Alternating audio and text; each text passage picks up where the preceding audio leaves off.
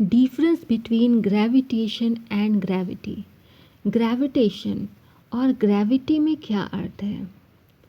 Gravitation, any two objects in the universe attract each other by a force called gravitation. यानी कोई भी दो object, इस पूरे यूनिवर्स में कोई भी दो ऑब्जेक्ट, हर एक दो ऑब्जेक्ट एक दूसरे को एक फोर्स से अट्रैक्ट करती है। इस फोर्स को कहते हैं ग्रेविटेशन। वहीं ग्रेविटी क्या होती है?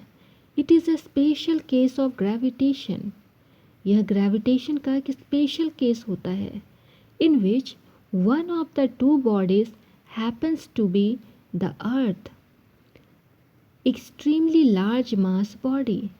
The force of gravitation exerted by the earth is called gravity. तो ग्रेविटेशन का ही एक स्पेशल केस होता है जिसमें कि दो बॉडीज़ तो होती हैं, लेकिन दो में से एक बॉडी हमेशा अर्थ होगी। अर्थ जिसका कि मास बहुत ही ज़्यादा बड़ा होता है। और वो force of gravitation, the force of gravitation exerted by the earth is gravity. यानी अर्थ के द्वारा जो फोर्स ऑफ ग्रेविटेशन लग रहा है उसे हम ग्रेविटी के नाम से जानते हैं। नेक्स्ट लिखता है, ग्रेविटेशन के बारे में लिखा है कि the force involved are very small. Gravitation में जो फोर्स लगता है, फोर्स का यूज़ होता है, वो बहुत ही छोटा होता है। ग्रेविटी के बारे में लिखा है the forces involve are large.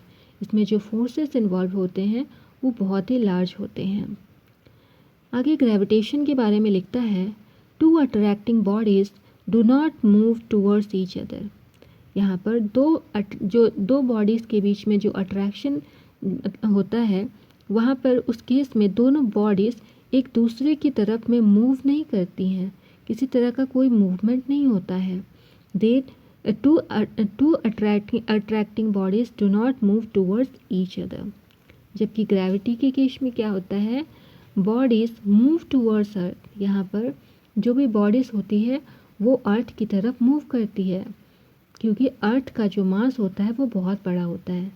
आगे लिखा है that is gravity of the earth can pull on an object and make it move.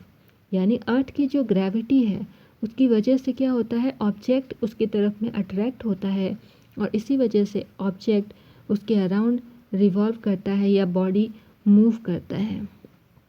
Next point gravitation के बारे में लिखा है it produces almost negligible acceleration.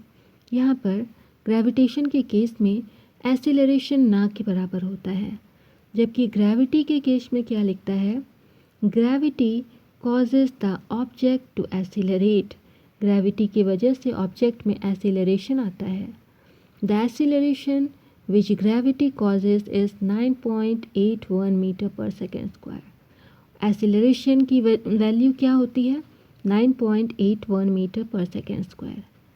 आगे ग्रेविटेशन के बारे में लिखता है it is not the measure of weight. ये वेट का मेज़र नहीं होती है।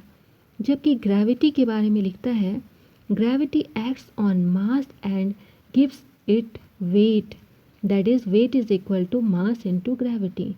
यानी ग्रेविटी में मास की ज़रूरत होती है और जब मास के साथ ग्रेविटी मल्टीप्लाई होती है तो हमें वेट मिलता है। सो वेट के लिए फॉर्मूला क्या हो गया, मास इनटू ग्रेविटी। तो ये था हमारा ग्रेविटेशन और ग्रेविटी के बीच में डिफरेंस।